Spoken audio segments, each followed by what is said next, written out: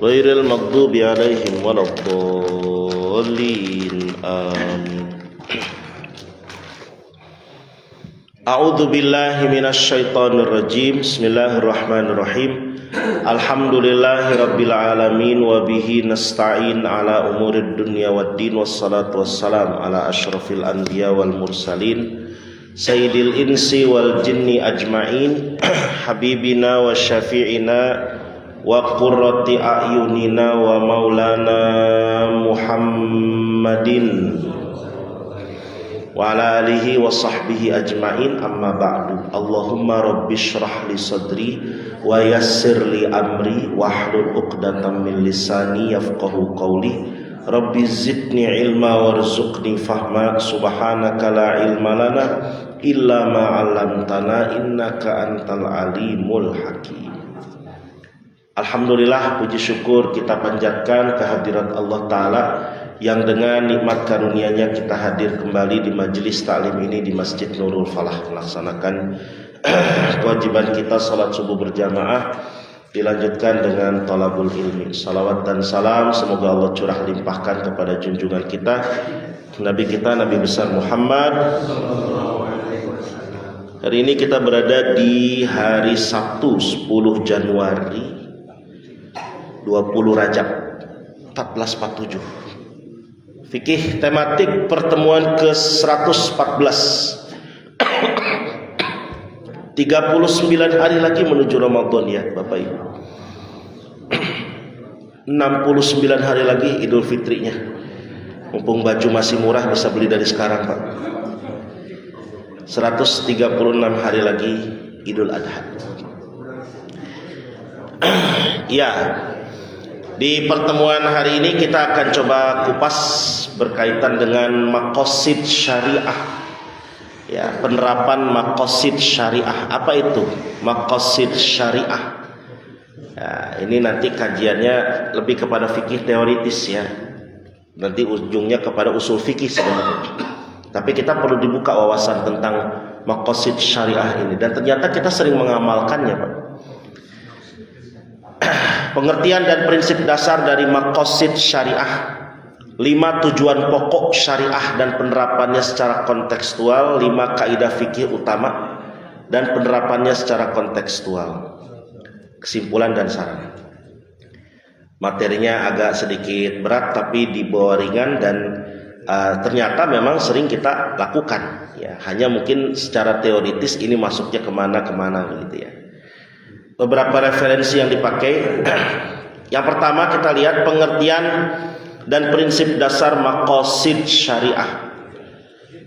Secara bahasa, maqasid adalah bentuk jamak taksir dari isim mufrad maksud yang artinya tujuan. Syariah itu artinya jalan.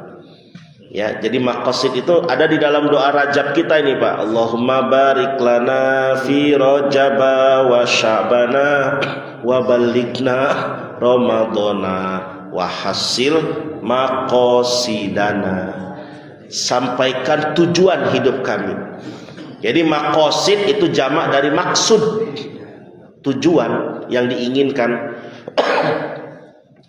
Jadi syariah itu jalan. Nah, maqasid syariah diartikan tujuan utama dalam berbagai aspek penerapan syariat Islam yang mempunyai nilai manfaat untuk umat baik dalam urusan dunia maupun urusan akhirat. Jadi tujuan syariat itu diterapkan itu apa? Gitu ya. Para ulama menyepakati maqasid syariah ini.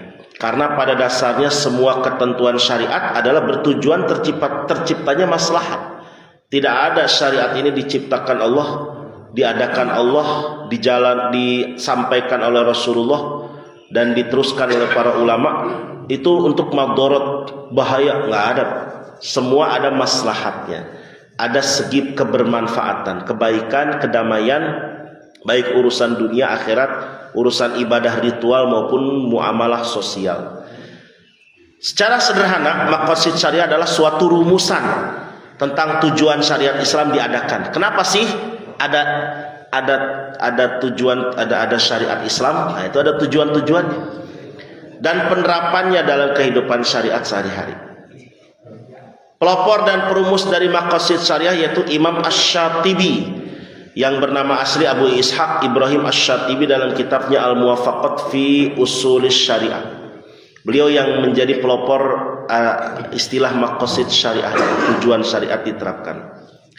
Imam Al-Ghazali dan Imam Juwaini termasuk pelopor sebelumnya, tapi tidak disusun secara sistematis. Nah ini jadi sekali lagi maqasid syariah itu tujuan syariat Islam ini dijalankan oleh kita untuk apa saja. Supaya lebih paham, mari kita langsung kepada pokoknya. Ada 5 Pak, 5 tujuan syariat dan penerapannya secara kontekstual, artinya secara fikih praktis yang kita laksanakan. Yang pertama, agama itu, syariat Islam itu diadakan untuk hifdzuddin. Hifdzuddin, apa arti hifdzuddin? Memelihara agama. Syariat Islam bertujuan untuk menjaga eksistensi, penguatan dan status kekuatan keberagamaan seseorang. Itu Islam, syariat Islam diadakan untuk menjaga agama itu sendiri. Bila syariat segi ini tidak diterapkan, maka agama berpotensi rubuh, rontok dan tidak akan berdiri eksis, bahkan ditinggalkan. Apa contoh penerapannya dalam syariat Islam? 2 kalimat syahadat. Orang tuh kalau pengen masuk Islam, loginnya Pak, loginnya tuh gampang, tinggal pakai password. Passwordnya apa? Asyhadu alla ilaha illallah wa asyhadu anna muhammadar rasulullah. Udah masuk langsung Pak. Terlepas nanti dia itu sholat, nggak sholat, setidaknya dia udah masuk dulu. Nah, itu yang dijalankan oleh Wali Songo ya. Siapa? Sunan Kalijogo, Sunan Kalijaga. Yang penting dia masuk Islam dulu, nonton wayang, Ramayana sama apa itu Mahabharata dengan tokoh Pandawa Kurawa, dengan Ramasinta ya dan Rahwana. Itu ditayangkan permainannya. Untuk nonton harus masuk ke dalam pintu gerbang. Pintu gerbangnya namanya gapura. Gapura itu dari bahasa Arab gofuro, gitu ya. Jadi orang yang masuk nonton dapat ampunan dan bayar tiket, bukan uang tapi baca sekaten. Nah, apa sekaten itu? Syahadaten. Santri-santrinya pada nanya tuh, wahai Kanjeng Sunan, itu mereka udah pada masuk Islam yang nonton tadi. Udah. Terus gimana sholatnya? Pelan-pelan katanya. Pelan-pelan. Yang penting masuk Islam dulu. Itu syahadat itu menjaga agama. Terus toharoh dari hadas dan najis itu menjaga agama. Sholat fardu, ya ini baru pokoknya ya. As-sholatu imaduddin, kan hadisnya jelas. Sholat itu adalah imad, bukannya imanuddin, bukan ya. Imaduddin pakai dal, imaduddin. As-sholat itu adalah tiangnya agama. Faman aqamaha, siapa yang menegakkan sholat, faqad aqamad din, dia sudah menegakkan agama. Wa man tarakaha faqad hadamad din.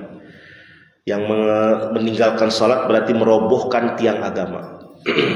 Aneka sholat sunat itu juga menjaga agama. Sholat jamak qashar, sholat khauf, sholat orang sakit, zakat fitrah dan mal, ini juga masuk kategori agama. Meskipun dia juga nanti masuk dalam kategori yang lain ya. Bahkan kalau orang yang memisahkan antara sholat dan zakat itu bisa masuk kafir, karena kan masuk dalam 5 rukun Islam Pak ya, syahadat, sholat, zakat. Saum Ramadan, ada yang coba-coba nggak mau puasa, berarti roboh agamanya Pak, dia sedang tidak menjaga agama ya. Puasa Ramadan itu salah satu bentuk menjaga agama. Nanti lihat puasa Ramadan nanti nih ya, Masya Allah, kalau bapak ibu main ke pasar itu banyak setan jalanan itu ya. Dan warung-warung itu Pak, warung-warung itu berhijab semua, warung warteg itu. Warteg berhijab di bulan Ramadan. Tapi agak sedikit ngatung dan di bawahnya ada sop kaki Pak. Saum Ramadan itu kalau nggak puasa Pak, itu merobohkan agama itu. Aneka saum sunnah, manasik haji dan umroh. Ibadah haji dan umroh itu menegakkan agama kalau bagi yang mampu ya.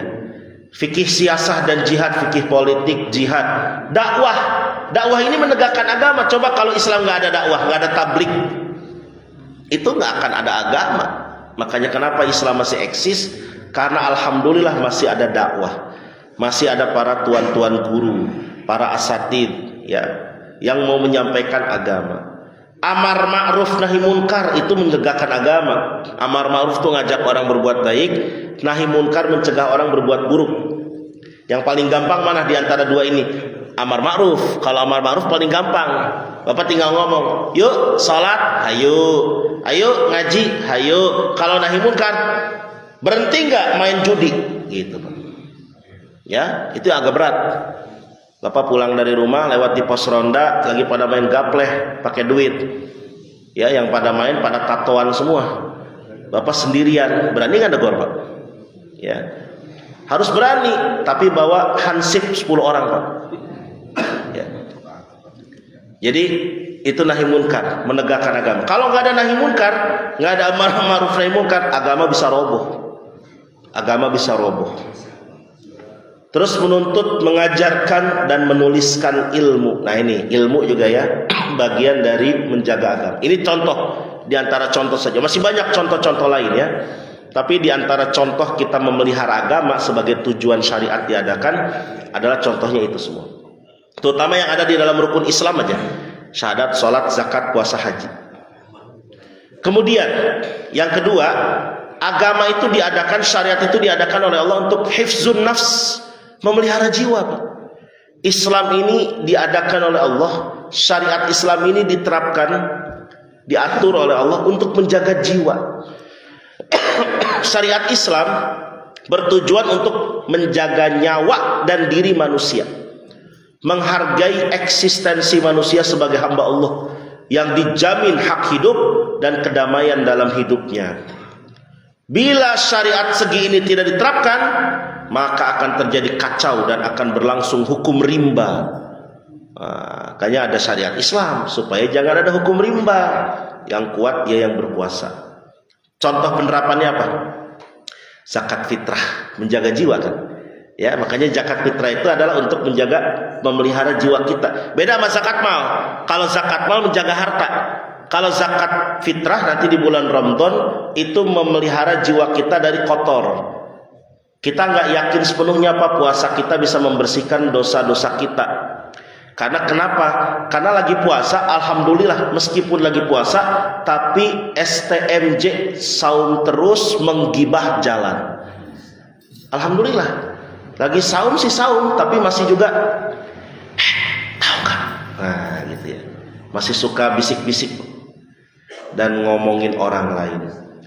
Itu ditambal dengan zakat fitrah. Ya, kekurangan-kekurangan kita. Tapi bukan berarti disengaja ya. Udah kita ngomongin orang aja terbayar zakat fitrah ini gitu.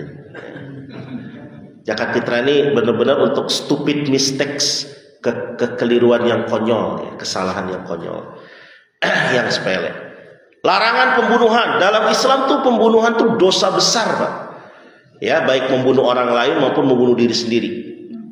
Itu ditentukan ada 3 jenis pembunuhan: pembunuhan sengaja, seperti disengaja, dan pembunuhan kesalahan. Itu ada aturannya dan itu dilarang. Makanya Islam menjaga. Nah, sebagai konsekuensi dari larangan pembunuhan ada namanya kisos. Kisos itu apa?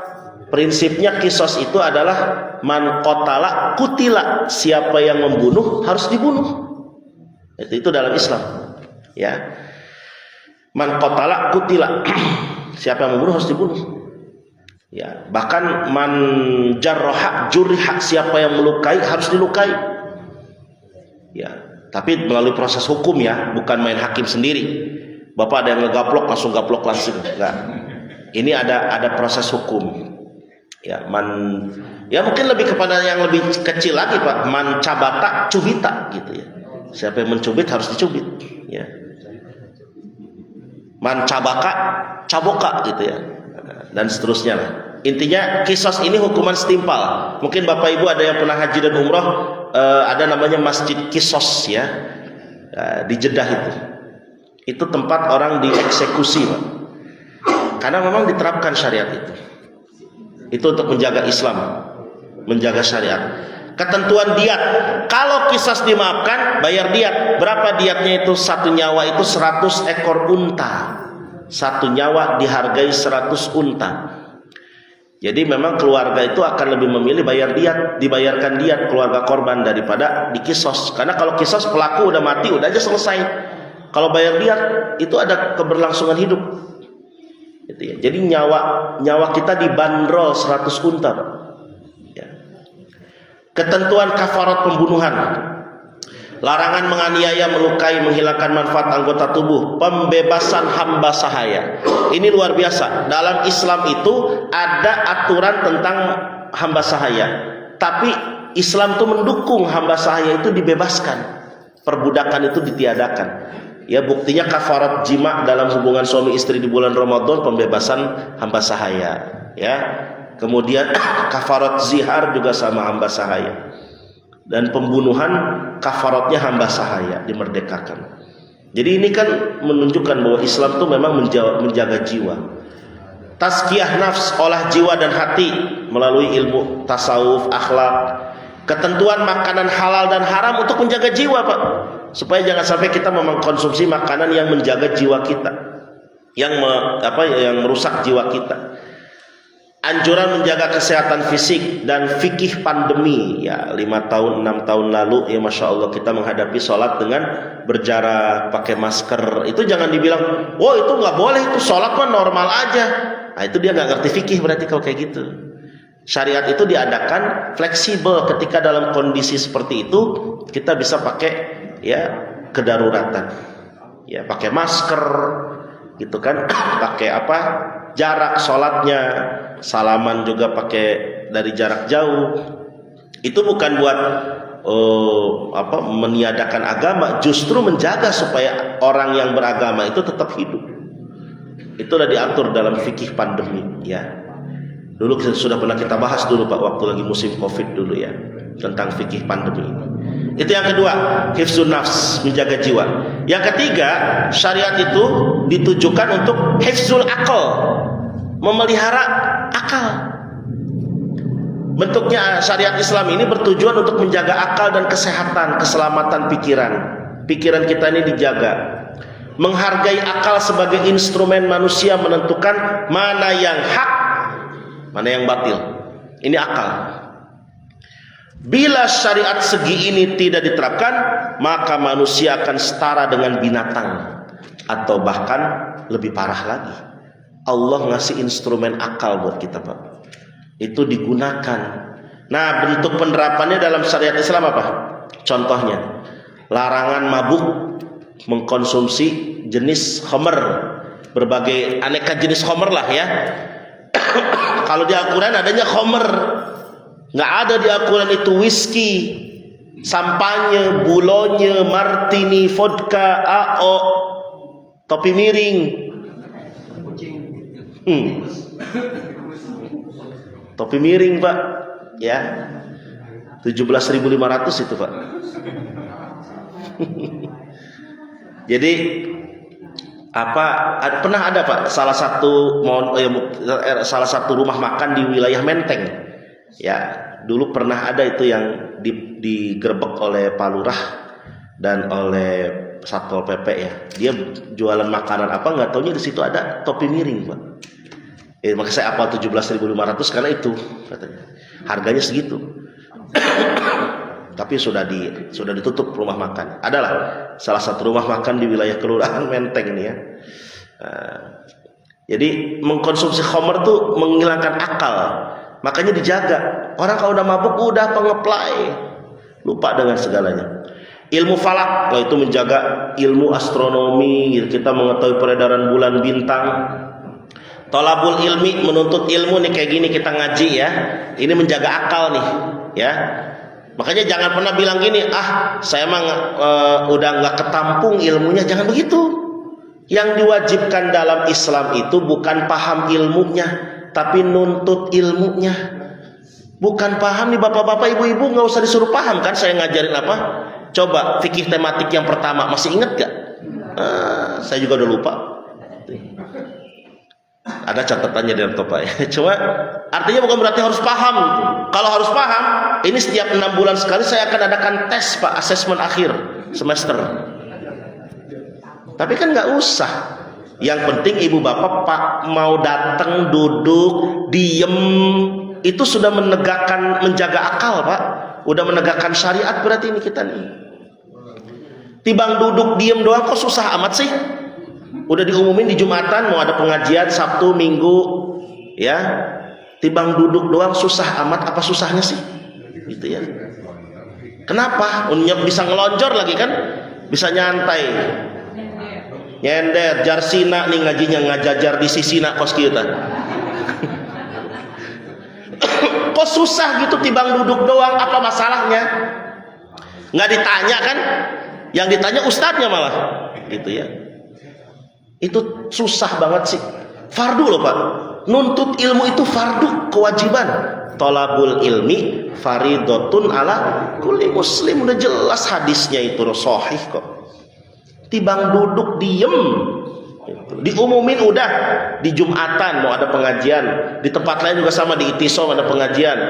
Di Gang Kelor Nurul Akbar ada pengajian tiap hari Ahad. Susah banget gitu, yang hadir ya DLL. Apa DLL? Dan lu lagi gitu ya. Yang lainnya begitulah. Yang penting udah ngajak Pak ya. Yang penting sudah ngajak gitu. Pengembangan sains dan teknologi itu juga memelihara akal, menjaga kesehatan pikiran dan mental. Lalu musyawarah. Musyawarah itu kan bagian menjaga akal Pak. Adu argumen di musyawarah. Menurut saya begini, menurut saya begini, silahkan. Tapi nggak boleh saling mencakit hati. Nanti argumen mana yang dipilih oleh forum, itu yang diterima. Orang yang tadi nggak diterima pendapatnya tetap menerima dengan lapang dada. Itu musyawarah, menjaga akal itu. Adu argumen, ya. Itu hifzul akal, syariat untuk menjaga akal. Kemudian yang berikutnya, yang keempat, hifzun nasab. Hifzun nasab atau hifzun nasal, memelihara keturunan. Syariat Islam bertujuan untuk menjaga keturunan ke atas namanya nasal, dan keturunan ke bawah namanya nasab, ya. Menghargai hubungan darah dan kekeluargaan. Bila syariat segi ini tidak diterapkan, maka manusia sembarangan dalam hubungan keluarga. Makanya munculkan ipar adalah maut. Itu film di Netflix Pak, ya. Bahaya itu kan, ipar adalah maut, karena nggak dijalankan. Kalau kita menjalankan nasab ini, menjaga nasab ini, Masya Allah, syariat Islam itu sudah kita tegakkan. Apa contoh penerapannya? Ketentuan mahram. Ya dulu pernah kita bahas dulu mahram ya, tentang masalah siapa yang mahram, yang bukan mahram dari orang-orang terdekat kita. Ya, sekedar mengingatkan, ada orang yang dikira mahram padahal bukan. Siapa contohnya? Dia adalah ipar tadi. Ipar tuh dikira mahram padahal bukan. Kemudian sepupu dikira mahram padahal bukan. Kemudian istrinya paman, suaminya bibi. Istrinya paman atau suaminya bibi itu dikira mahram padahal bukan. Itu ya. Itu contoh-contoh Pak. Makanya harus mendalami betul. An-Nisa ayat 23 itu menjadi patokannya tuh tentang mahram. An-Nisa ayat 23. Ya. Kemudian ketentuan pernikahan, menjaga keturunan. Karena kalau nggak nikah, anak keturunannya tidak jelas. Coba kayak kucing Pak, itu kan. Kucing itu kan nggak jelas itu. Dia udah lahir nih 5 anaknya. Terus anaknya itu udah gede. Nanti emaknya dikawin lagi sama dia Pak. Dia nggak ada istilah ini mahram saya, nggak ada. Gitu. Terus saudara kandung dikawin sama dia. Dia nggak ada istilah, nggak tahu menahu pokoknya. Karena nggak ada akad, dia yang penting birahi kalau kucing itu ya. Ketentuan pernikahan, ketentuan perceraian diatur Pak dalam Islam. Ya kalau memang rumah tangga sudah tidak bisa dipertahankan, ya udah bercerai. Bercerai itu menjadi solusi. Itu menjaga keturunan. Fasakh, khulu, li'an, zihar, ila, ini bab-bab nikah ya. Nanti kapan-kapan kita bahas ini. Ini aneka jenis talak. Ada fasakh, talak otomatis, ada khulu, gugat cerai dari istri, ada li'an, saling kutuk suami dan istri sehingga otomatis cerai, ada zihar, suami menganggap istrinya kayak ibunya, ada ila, ya, ada sumpah suami tidak akan menggauli istrinya sekian waktu. Itu bentuk-bentuk perceraian. Masa iddah seorang istri itu kalau sudah dicerai suami, cerai hidup atau cerai mati, ada namanya iddah. Masa iddah itu masa apa? Masa tunggu, jangan dulu nikah sampai dengan selesai. Karena takutnya ada benih yang tertanam di dalam tubuh istri itu. Setelah masa iddah habis baru boleh nikah lagi. Kalau laki-laki mah nggak ada, Pak. Laki-laki mah nggak ada masa iddah, perempuan yang ada masa iddah itu. Hak asuh anak, hadonah, bercerai nih, ya. Maka anaknya jadi hak asuh siapa gitu. Ya. Bapak RK dan Ibu AP bercerai misalnya, ya. Anaknya jadi hak asuh siapa tuh gitu, ya. Itu harus ada, Pak, karena yang jadi korban perceraian anak, diatur, Pak, supaya jangan sampai seorang ayah itu, biasanya sih kalau di pengadilan itu hak asuh anak kalau masih kecil oleh ibu, tapi nafkah tetap bapak. Ya bapak mah nggak akan habis sampai dengan kapanpun tetap menafkahi anak. Yang nggak ada istilah mantan bapak. Tapi kalau sudah gede dikasih pilihan, ya dia bisa bareng-bareng atau salah satu mau tinggal bersama salah satu dari keduanya. Terus ketentuan haid itu menjaga keturunan juga. Jangan sembarangan seorang suami menggauli istri sedang haid. Ya. Hak kewajiban suami istri. Larangan zina. Itu kalau sudah zina, anaknya itu berarti statusnya sudah anak hasil zina, itu nanti akan berbahaya, Pak. Kalau dia nikah tanpa ada kalau dia nikah nantinya saat dia kalau dia perempuan ya, saat dia dewasa dia menikah, walinya harus dari wali hakim. Gitu. Liwat, homoseks, liwat itu, ya beda sama ngeliwat, Pak, ya beda. Liwat itu hubungan laki sama laki, gay, ya. Sihak itu perempuan sama perempuan. Dan qazaf itu menuduh perempuan baik-baik berzina. Ya, jangan suka sembarangan ngomong lihat perempuan pulang malam itu dia pasti WTS, wanita tunasusila. Nggak boleh gitu. Itu berarti sudah melakukan qazaf. Ada hukumannya, Pak. Kalau zina dicambuk 100 kali, kalau qazaf itu 80 kali dicambuk dalam Islam. Ilmu nasab udah pernah kita bahas ya pertemuan sebelumnya. Kemudian anjuran silaturahmi itu juga menjaga keturunan. Ini contoh-contoh penerapan dalam menjaga nasab. Kemudian yang terakhir, yang kelima ada hifzul mal, memelihara harta. Islam diadakan Allah untuk menjaga harta. Syariat Islam bertujuan untuk menjaga harta benda, menghargai urusan peralihan, perputaran dan peredaran kepemilikan antar kita. Bila syariat segi ini tidak diterapkan, maka manusia akan saling berbuat zolim satu sama lain dalam urusan muamalah, mencuri dan sebagainya. Ya, mengambil hak orang lain kalau nggak diatur ini. Makanya hifzul mal ada Islam untuk menjaga harta. Contoh penerapannya, zakat mal. Ya, kita bayar zakat mal itu berarti sedang menjaga harta. Kepemilikan dan akad, ada milik yang penuh, ada milik manfaat doang, ada milik barangnya doang, bendanya doang, zatnya doang. Misalnya contohnya kalau Bapak punya rumah, berarti Bapak milik penuh, udah dibayar sepenuhnya, udah cicilan lunas, rumah itu milik Bapak. Kalau Bapak mengontrakkan rumah itu, maka Bapak sebagai yang mengontrakkan rumah itu memiliki zat rumahnya. Tapi manfaat rumahnya dimiliki oleh orang yang ngontrak. Itu kepemilikan diatur, Pak. Udah pernah kita bahas juga dulu ya. Akad jual beli, khiyar, salam, hajruh, perserikatan kerjasama ekonomi. Ya, ada koperasi, ada kerjasama dalam bidang pertanian, riba, bank, asuransi, ini menjaga harta nih. Larangan korupsi, mencuri, menyamun, merampok, merompak. Ada hadnya, Pak. Begal tuh, ada hadnya itu dalam Islam. Ya, dia itu harus dieksekusi, ya paling tidak dengan dipotong tangan kakinya secara silang. Itu begal itu. Tangan kanan dipotong, tangan kiri dipotong, kaki kiri dipotong, gitu ya. Jadi bukan potong tangan itu luar biasa kalau diterapkan, Pak ya. Nggak usah potong tangan dulu deh, potong jari kelingking aja dulu, gitu. dengan kriteria korupsinya misalnya 1 miliar kelingking kanan, ya. Coba aja dulu gitu. Wakalah, sulhu, doman, kafalah, infak, nafkah, sedekah, hibah, hadiah, ilmu waris. Nah, ini menjaga harta nih ya. Ilmu waris ini untuk menjaga harta supaya diatur sedemikian rupa. Udah pernah kita bahas juga dulu ya, secara teori sampai 3 pertemuan waktu itu. Nah, jadi ada 5 apa ya? Menjaga agama, memelihara jiwa, memelihara akal, kemudian memelihara keturunan dan memelihara harta. Itu tujuan syariat Islam. Maqasid syariah penting dalam Islam karena menjadi kompas utama yang memastikan setiap penerapan hukum syariat benar-benar menjaga agama, jiwa, akal, keturunan dan harta serta menghadirkan kemaslahatan. Itu yang disebut dengan maqasid syariah. Kemudian ada 5 kaidah fikih utama yang kaitannya nanti dengan maqasid syariah juga. 5 kaidah fikih utama dalam penerapannya secara kontekstual. Ya. Jadi ada beberapa kaidah fikih, bukan usul fikih, bukan, kaidah fikih yang bisa menjadi dalil.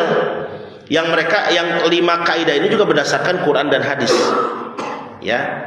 Qawaid fikhiyah, kaidah-kaidah fikih merupakan sekumpulan kaidah yang berasal dari simpulan Quran dan Sunnah terkait hukum fikih.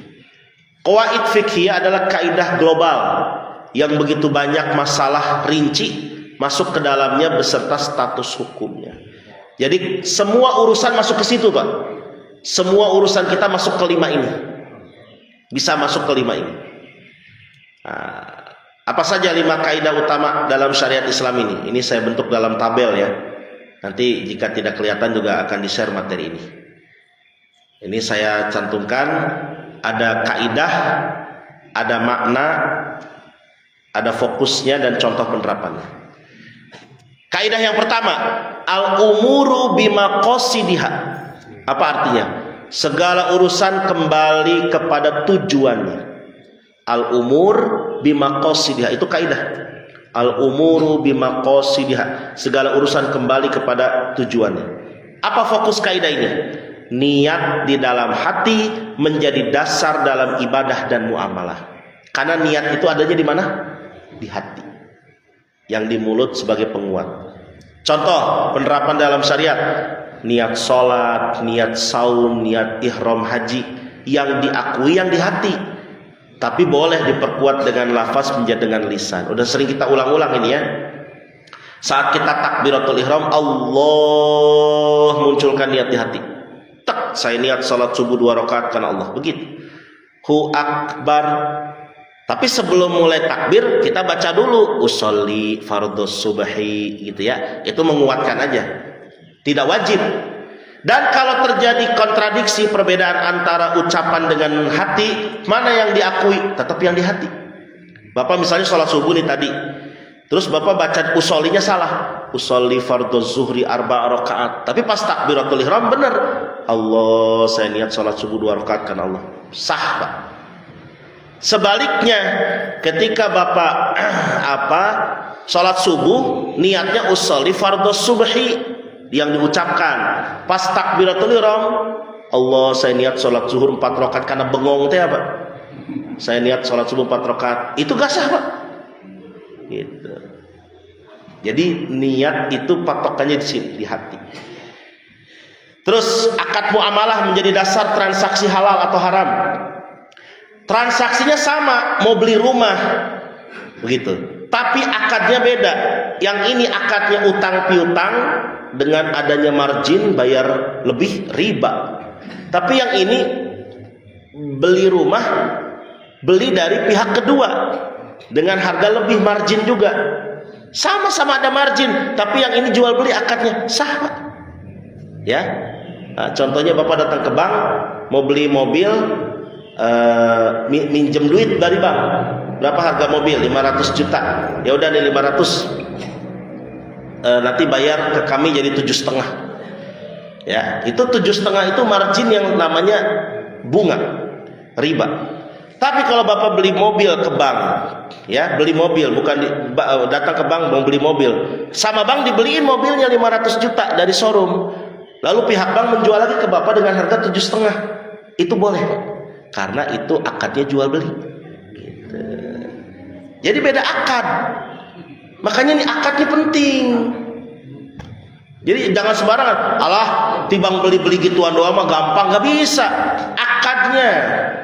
Akadnya jual beli apa utang piutang. Nah, itu al-umuru bimaqasidiha, begitu. Suatu perkara kembali kepada tujuannya.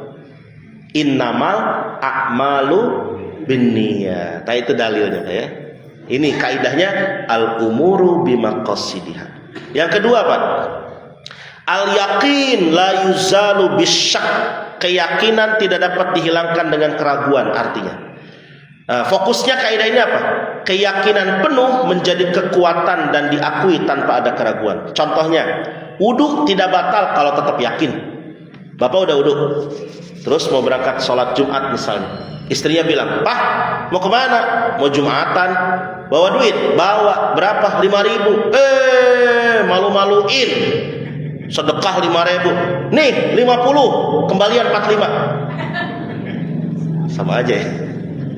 Nah pas ngasih duit Pak, kan kalau dalam mazhab Syafi'i suami istri bersentuhan kulit batal kan. Katoel. Kata istri, "Papa, barusan tangannya katoel sama mama." "Ih, enggak." "Ih, katoel batal." "Enggak." Bapak yakin 100%, seyakin-yakinnya nggak kesentuh. Maka kalau Bapak yakin dan istri bilang batal, tapi Bapak pribadi yakin 100%, tetap punya wudu Pak. Gitu. Atau kayak mau kentut ya, kayak keluar angin. Habis wudu, terus Bapak jalan atau pas dari duduk bangkit, "Ih, kok kayak keluar angin, batal nggak ya?" Bapak yakin? "Enggak, ini cuma perasaan doang. Ini cuma sekedar kayak ada katup dubur terbuka jadi kayak keluar angin." Itu saya yakin bukan. Kalau Bapak yakin nggak batal. Tapi kalau sudah ada tanda-tanda jelas, masa iya nggak batal? Udah ada ada bau, terus Bapak bilang, "Saya yakin nggak batal." Wah, nggak mungkin itu ya. Jadi harus ada keyakinan ya. Keyakinan itu ada tanda-tandanya. Ini mah kayak tipis-tipis tadi Pak, kayak keluar apa enggak ya, keluar apa enggak gitu. Nah itu, wudu tetap sah, tidak batal kalau yakin. Ucapan talak tidak jatuh jika disertai dengan keyakinan penuh akal sehat. "Aku ceraikan kamu," sadar dia ngomongnya Pak. "Aku ceraikan kamu," sadar ngomongnya, maka sah. Tapi kalau dia pas ditanya, "Kamu bener udah ngomong cerai ke istri kamu?" "Apa iya ya?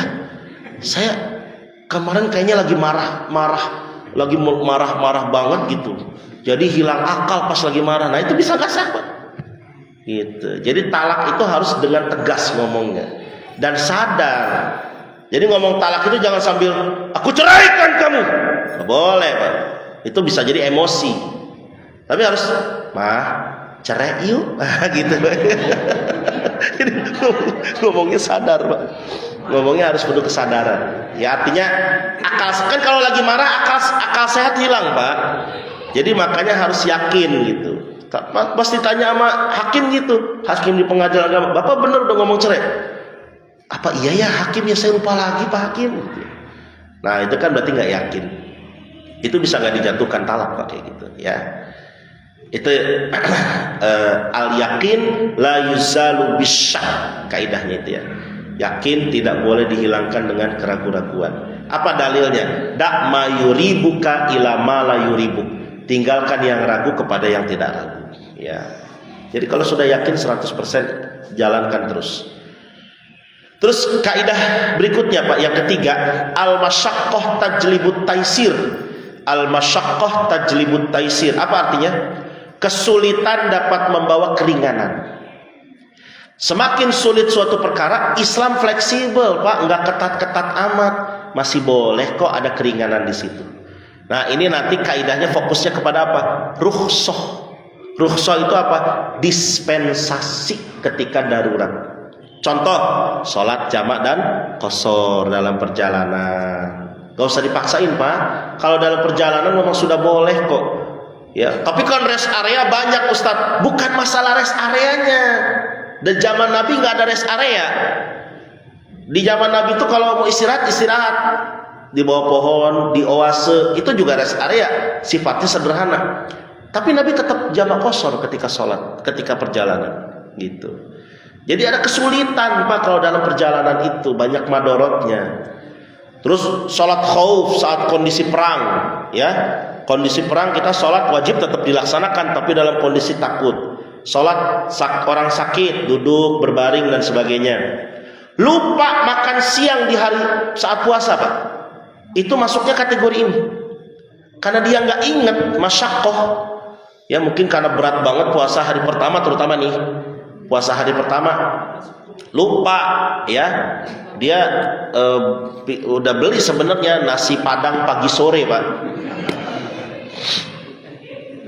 buat ntar buka, lupa dimakan sama dia, udah habis 3 piring sama jus 3 jus alpukat, jus stroberi, udah terap, gitu. Dia baru ingat, astagfirullah saya lagi puasa, masya Allah Pak, itu rizki banget itu Pak ya. Gitu. Dan mudah-mudahan lupanya setiap hari begitu ya, kayak gitu. Lupa makan gitu ya. Boleh makan bangke saat darurat. Ini kan juga ketentuan yang dibolehkan. Famanut turra ghairu bagin fala isma alaihi di Al-Qur'an ya. Siapa yang terdesak tanpa berlebihan maka tidak ada dosa buat dia. Jadi boleh makan bangke kalau memang darurat, gak ada makanan lagi selain itu ya. Ini masyaqqah tuh. Al masyaqqah tajlibut taisir. Kesulitan membawa kepada keringanan. Kemudian kaidah yang keempat, ad-darar yuzal. Ad-dararu yuzal. Apa artinya? Bahaya harus dihilangkan. Bahaya harus dihilangkan. Maksudnya apa? Bahaya menjadi dasar larangan suatu perkara. Misalnya apa? Contoh penerapannya. Syariat hajar, mencekal transaksi bagi orang yang lemah akal. Misalnya mohon maaf, ada orang yang masih anak kecil ya, masih lemah akal, ditinggal mati bapak ibunya. Bapak ibunya meninggal, ini anak kan masih usia di bawah 5 tahun Pak. Dia dapat warisan gede Pak, karena anak laki-laki satu-satunya. Diwariskan seluruh harta bapak ibunya buat dia. Nah, dia nggak bisa ngelola uang itu sendiri, maka ada walinya pamannya. Nah, perbuatan transaksi si anak itu dicekal oleh pamannya, sementara dikendalikan oleh pamannya. Kalau dikasih begitu aja sama tuh anak, bisa jadi ditipu orang dia, bisa jadi dia transaksinya nggak benar. Atau seseorang yang mohon maaf punya penyakit jiwa, ya, kemudian ditinggal mati oleh ayahnya, ibunya. Nah, ini nggak ada yang ngurus nih, tapi hartanya banyak Pak. Nah, maka dia nggak boleh transaksi sendiri, dibantu oleh walinya, apakah pamannya atau kakaknya begitu. Itu jadi wali itu begitu. Nanti dalam sistem syariat namanya hajar, mencekal. Nggak boleh. Orang yang lemah akal itu diantaranya anak kecil, kemudian orang gila, orang yang punya penyakit jiwa. Makanya Bapak jangan suka sembarangan nyuruh anak kecil belanja kalau dia belum bisa ngerti. Ya, belanja ke warung beli telur 100.000 duitnya. Pas nyampe ke rumah, mana kembaliannya? Enggak ada kembalian. Kan jangan salahkan anak kecil itu. Bapak yang nyuruh gitu ya. Ibu yang nyuruh berarti. Itu anak kecil harus dicekal transaksi karena bahaya buat dia. Terus penerapan had pelaku kriminal, ya. Tadi ya, dalam begal ada hukumannya, mencuri ada hukumannya. Terus pemberontakan bugot itu dalam Islam ada hukumannya. Keutamaan sholat di rumah saat pandemi itu juga bagian dari mencegah kemadorotan. Daripada madorot dan kita lagi terkena penyakitnya atau mungkin sedang demam, mendingan di rumah aja dalam kondisi pandemi begitu. Ya. Itu namanya ad-darar yuzal, bahaya harus dihilangkan. Dalilnya la dororo wala diroro. Hadisnya riwayat Imam Ibnu Majah. Gak boleh membahayakan, gak boleh berbahaya dan membahayakan orang lain. Yang terakhir, yang kelima, kaidah fikih yang kelima adalah al-adah muhakkamah. Al-adah muhakkamah. Apa artinya? Adat istiadat bisa dijadikan dalil hukum. Kearifan lokal yang baik boleh dijadikan dasar hukum. Contohnya apa? Jenis makanan pokok dalam zakat fitrah dikembalikan kepada wilayah masing-masing. Indonesia makanan pokoknya apa? Beras, nasi. Maka itu Di Arab Saudi, di hadis Nabi teksnya itu pakai korma, kismis, kering-keringan anggur gitu ya. Kemudian gandum atau syair, gandum kasar. Coba, apakah kita pakai beras berarti bid'ah, Pak? Tidak, karena dikembalikan kepada kutul balad, makanan pokok daerah itu. Berarti kita pakai beras itu kearifan lokal kita, dan itu dibolehkan dalam syariat. Nah kalau ke timur lagi, katanya ke timur lagi udah beda makanannya ya. Apa?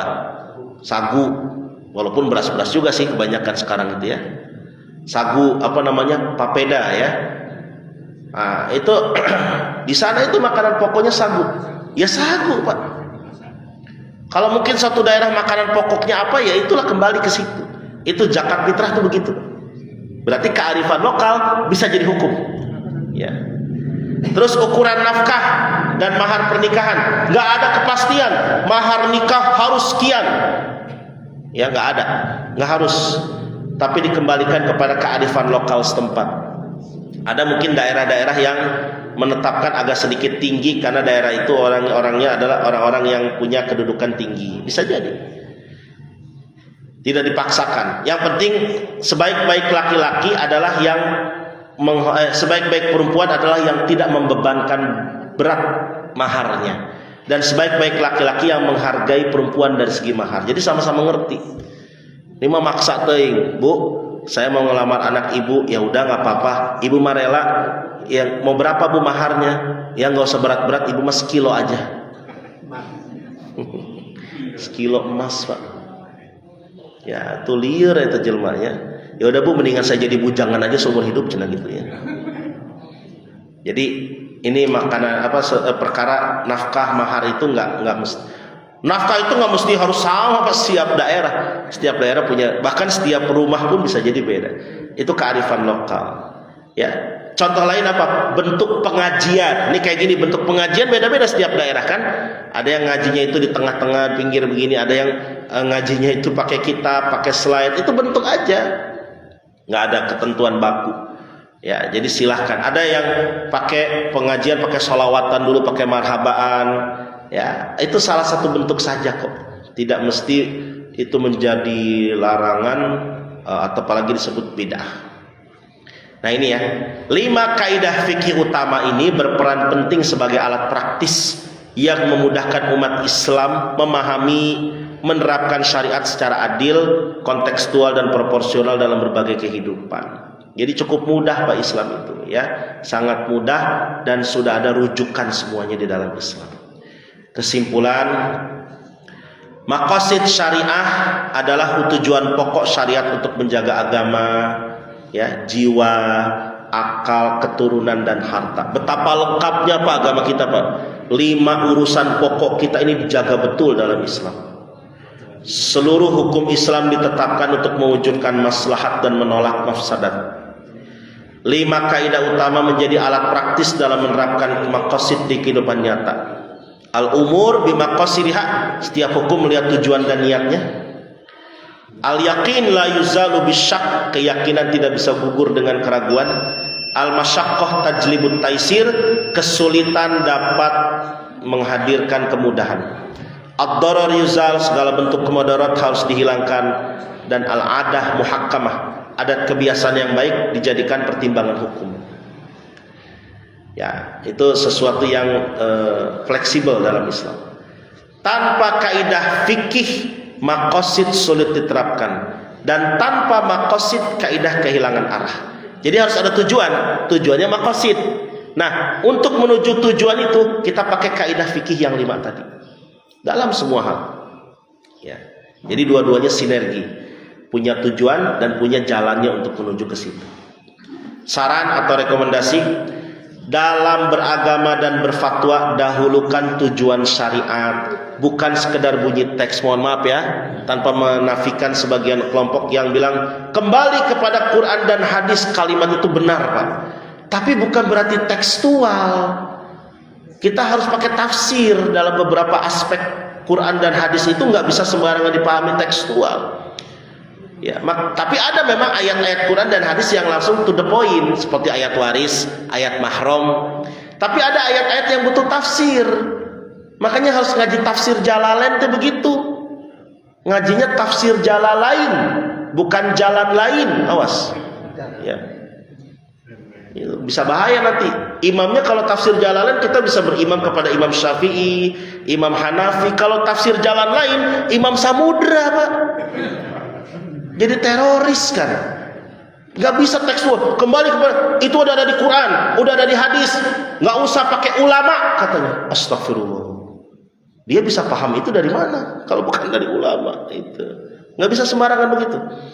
Ya, nggak boleh menafsirkan sendiri. Ada pemahaman tujuan syariat yang kita harus kembangkan dan kaji lebih dalam. Gunakan kaidah al-umur bimaqasidih untuk menilai niat, konteks dan dampak perbuatan. Tadi ya, akadnya itu berbeda, otomatis hasilnya beda. Ya, seorang laki perempuan kumpul di satu rumah, ya, dengan akad nikah yang sah, maka anaknya sah. Artinya sebagai anak yang memang diakui. Tapi kalau salah laki perempuan kumpul di satu rumah tanpa ada akad, itu menjadi zina, Pak, begitu. Dan anaknya otomatis akan berdampak negatif buat anak itu. Jadi ada akad, ada niat, ada tujuan. Terapkan masyaqqah tajlibut taisir, menghadapi darurat, sakit atau kesulitan, kita bisa pakai itu. Makanya ketika pandemi nggak usah diributin lagi sholat berjarak, sholat Jumat libur, apalagi ya pakai masker. Itu memang begitu. Dalam syariat Islam diperbolehkan dalam kondisi darurat. Pegang ad-darar yuzal. Dalam persoalan sosial, kesehatan, ekonomi dan kemanusiaan, kebahaya harus dihilangkan. Manfaatkan al-adah muhakkamah untuk menghargai kearifan lokal. Coba di Arab ada nggak istilah serahan, Pak? Nggak ada dalam nikah. Di kita ada sebagai adab. Terus kalau mau nikah, kalau di kita ada pengantar dari pihak mempelai pria, apa namanya? Kalimat pengantar ya, apa namanya, mengantar besan. Terus kalimat penerimaan besan. Ada nggak di tanah Arab? Nggak ada, Pak. Di zaman Nabi ada nggak begitu? Nggak ada. Tapi bukan berarti bid'ah. Itu kearifan lokal. Sebagai adab kita nih di wilayah Indonesia ketimuran tuh begitu. Pakai ngomong dulu, walaupun udah ngerti sih. Dan nggak mungkin ditolak. Ya, nggak mungkin kalau sampai gara-gara kami bertujuan menikahkan putra kami dengan putri bapak ibu. Maaf, kami tidak menerima. Waduh, udah acara gede-gedean, Pak. Udah undangan banyak, nggak mungkin diterima. Itu sebagai adab saja. Formalitas yang memang kita ingin adanya kebaikan, ya gitu. Kemudian sikapi perbedaan pendapat dengan ilmu adab saling menghormati, karena fikih bertujuan menjaga persatuan umat. Walaupun berbeda dalam hal furu'iyah, tapi pada hakikatnya kita sama. Syukran katsiran, terima kasih, hatur nuhun. Nanti bahasan lanjutan kita bahas di pertemuan-pertemuan yang akan datang. Ada yang mau disampaikan? Mangga, Ibu. Assalamualaikum warahmatullahi wabarakatuh. Ya, waalaikumsalam. Ustaz, tadi dari penjelasan larangan membunuh. Nah, bagaimana dengan kasus dulu suatu zaman Rasul orang-orang kafir tentang membunuh? Apakah kalau membunuh orang kafir itu boleh? Karena saya lihat sekarang Ustaz, kan ada kelompok-kelompok agama yang agak keras, Ustaz. Kalau misalkan dia mau puasa, dia suruh cuma makan dan apa stop gitu. Kadang-kadang digerupuk kan Ustaz, pokoknya sampai dirusak. Atau mungkin juga bisa saja terjadi yang celaka atau yang terbunuh gitu. Gimana hukumnya Ustaz? Tadi membunuh. Yang kedua Ustaz, tadi kan kalau pinjam uang ke bank yang sifatnya pinjam pakai bunga itu riba, Ustaz. Nah, bagaimana kalau yang bank, kan sekarang ada bank syariah tuh, sifatnya kan dia bagi hasil, bukan bunga gitu. Tapi gimana kalau kita pinjam ke bank syariah kan, tapi sebetulnya mau beli mobil gitu kan? Sebenarnya kan bukan bagi hasil gitu kan? Itu sifatnya gimana, Ustaz? Baik, Kasih, Ustaz. baik. Ya, jadi dalam hal membunuh, ya, itu bolehkah kita perang?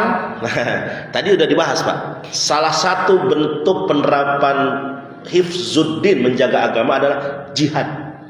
Jihad itu syariat Islam, ada aturannya, Pak.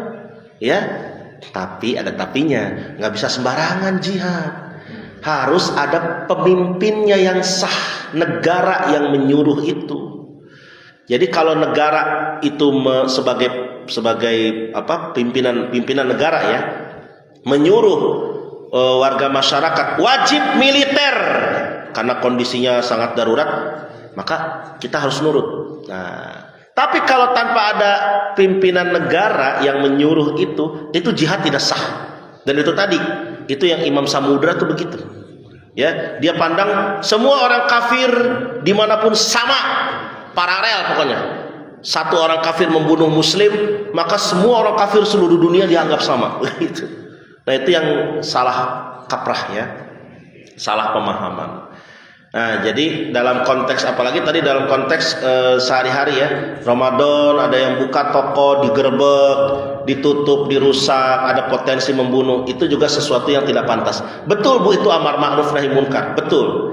Tapi caranya tidak begitu. Amar ma'ruf nahi munkar itu zaman sekarang bukan berarti kita turun tangan sendiri, ada prosesnya. Kata Nabi apa? Man ra'a minkum munkaran, siapa yang melihat kemungkaran falyughayyir biyadihi, ubah dengan tangan. Tangannya bukan berarti kita ngubah sendiri. Kayak tadi ada yang lagi main gapleh di pos ronda, kita sendirian Pak, yang main gapleh 10 orang tatoan semua sambil minum anggur merah. Coba kita kalau ngegerebek sendiri, kita yang habis Pak digebukin, mati konyol. Maka kita minta tolong sama Pak RT, Pak RW, Hansip, Satpam panggil, gerebek bareng-bareng, panggil polsek. Wah, itu baru dengan tangan, dengan kekuatan tuh begitu. Terus kalau nggak bisa dengan tangan, dengan kekuatan, maka fal yugoyir bilisanih, kata Nabi, ubah dengan lisan. Itu tugasnya ulama, ngomong, ngingetin. Ya, biasanya kalau ulama itu kalau sudah dihormati di wilayah itu, ada yang lagi main gapleh di pos ronda nih, ya, itu ada ulama lewat, diumpetin Pak. Pak Ustadz gitu. Ngapain? Biasa Pak Ustadz kumpul-kumpul aja. Itu apaan merah-merah di botol? Ini marjan Pak Ustadz. Itu cuman ya mereka akan otomatis Pak. Biasanya sama Ustadz sama kiai yang dihormati akan nurut. Nah, masih juga belum bisa, maka itu fabiqolbih, dengan hati ngubahnya. Minimal nggak suka. Kita nggak bisa ngubah yang lagi pada main gapleh tadi dengan duit, dengan judi. Cuman di hati ngegerutu, ya Allah saya nggak ridho amat sama perbuatan mereka ya Allah. Itu udah bagian dari amar ma'ruf nahi munkar. Tapi kata Nabi apa? Yang kayak gitu selemah-lemahnya iman. Jadi caranya gimana?